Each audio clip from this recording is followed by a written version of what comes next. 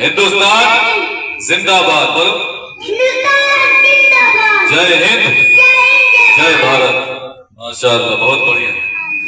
ये बच्चा को उर्दू पढ़ने नहीं आता, ये जो भी तकरीर पेश किया इसको उर्दू पढ़ने नहीं आता और मैं रटाया गया इसको। ये दूसरे बच्चा का सुन सुन के सिर्फ जो है पूरी तकरीर को याद कर लिया। माशाअल्लाह। इसी तरह की और वीडियोस पाने के लिए हाशमी को सब्सक्राइब करें।